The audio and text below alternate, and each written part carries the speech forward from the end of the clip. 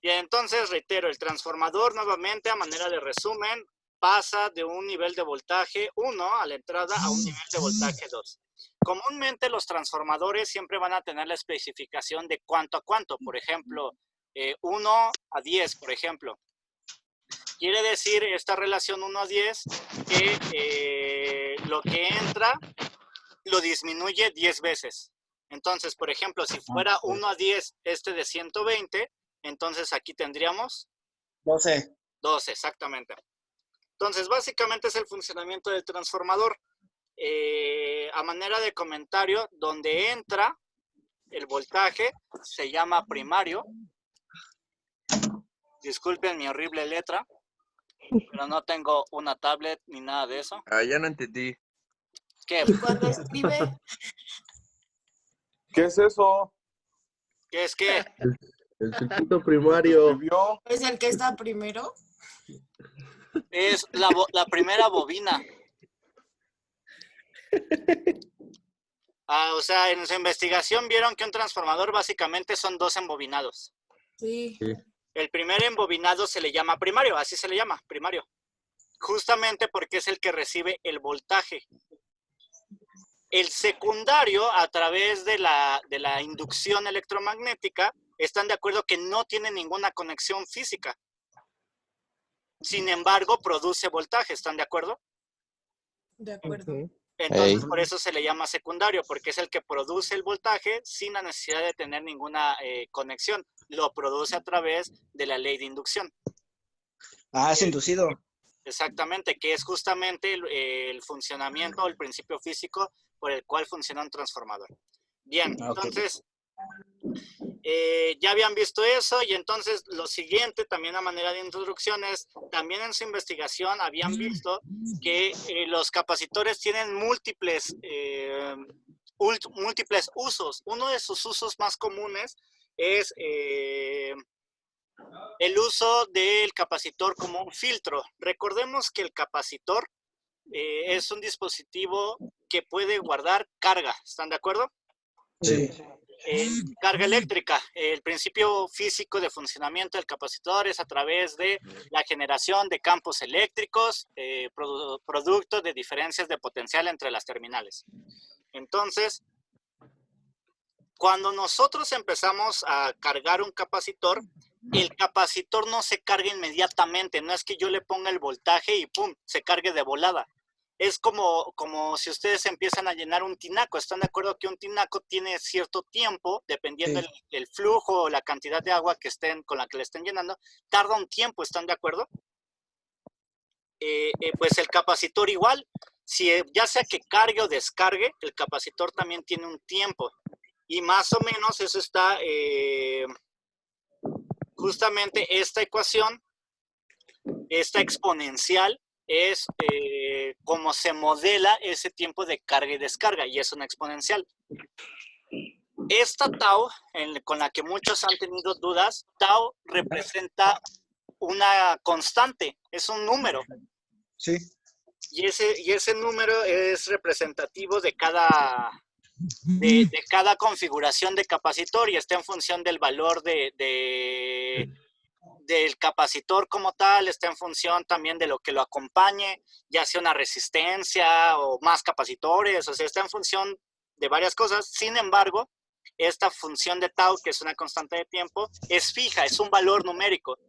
Puede ser 5, 10, 20, lo que sea.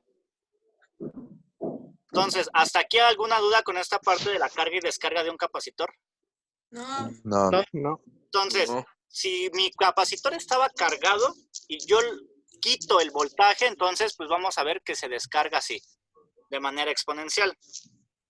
Si yo originalmente lo tenía descargado y lo empiezo a cargar, es decir, le pongo una diferencia de potencial entre sus terminales, pues vamos a ver justamente esta gráfica de aquí. Entonces, bueno, lo que me importa aquí es que les quede claro que el capacitor no se carga ni se descarga así de golpe. Tiene una forma en la que se descarga. Un lapso. ¿Vale? Tiene un lapso. Exactamente, y se describe de forma exponencial, así como esta gráfica y la anterior. Bien.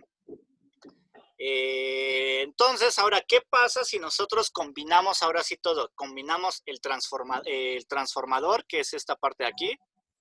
Combinamos el puente de diodos o el rectificador de onda completa y combinamos esta parte de aquí, que es la parte de, es un filtro. Y ese filtro está en función de un capacitor y una resistencia y claro, pues nuestra fuente de entrada, ¿no?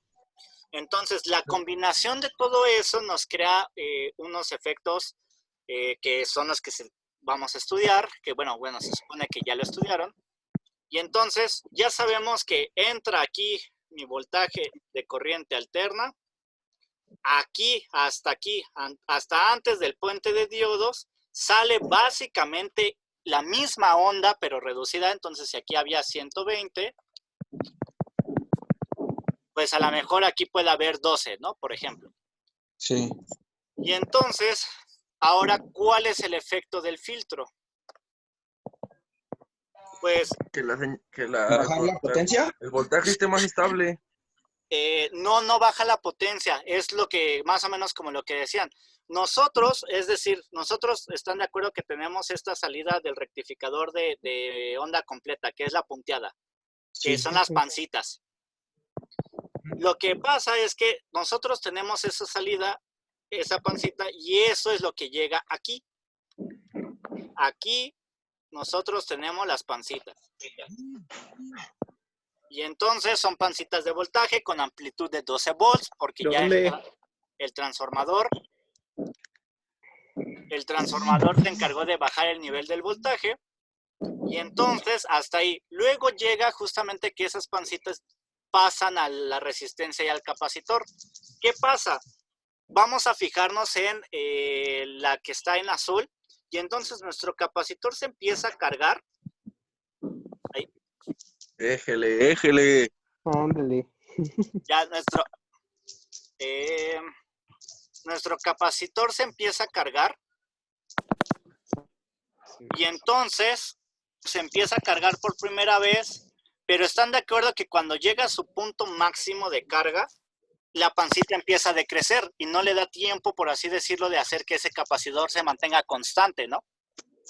Entonces, como el voltaje empieza a decrecer, el voltaje en el capacitor también empieza a decrecer, que es esta parte de acá. Sin embargo, empieza a decrecer, pero habíamos dicho que no se descarga de golpe, tiene un tiempo. Entonces, mientras el capacitor empieza a decrecer por aquí, empieza a cargar otra vez. Llega un punto en el que está descargando, ¿y eso qué? La salida. Ya. Empieza a descargarse. Y entonces, sin embargo, está descargándose y sin querer se encuentra... ¡Dejen de rayar! ¿De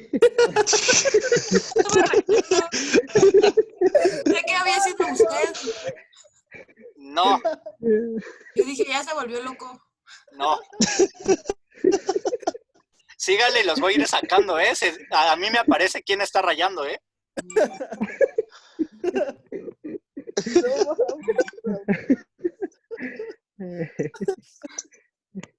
Gracias. Y se va rayando y se va rayando. Y entonces va decreciendo el voltaje en el capacitor, sin embargo se encuentra que el voltaje en la salida del puente rectificador empieza a aumentar y entonces el capacitor se tiene que volver a empezar a cargar. Y entonces así se va. Entonces la idea es que el filtro lo que hace es asemejar a una señal continua, porque esto ya se parece más, o sea... qué bonito. Perdón, profe, fui yo, pero no me di cuenta. Ya estaba por sacarte, ¿sabes? Ay, no mames. Y entonces, bueno, si nosotros viéramos así muy, digamos que muy de lejos esta gráfica, nosotros veríamos algo más semejante a esto. Y entonces están de acuerdo que eso ya tiene un parentesco mayor a una señal de corriente directa, ¿no? Sí. Donde sabemos que la corriente directa es completamente constante. Bien, entonces, la primera variable que hay que entender es esta, B subíndice M. B subíndice M es el pico máximo, la cantidad de voltaje máximo en la que el capacitor llega a cargarse. ¿Están de acuerdo que llega un BM y después empieza a descargarse? Sí.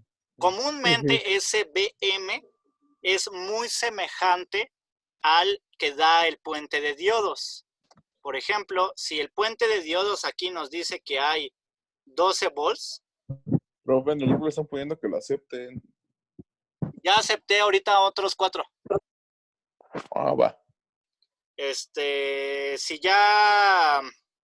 Si el puente de diodos saca como máximo 12 volts, entonces aproximadamente BM va a equivaler o va a ser muy semejante a lo que saque el puente de diodos.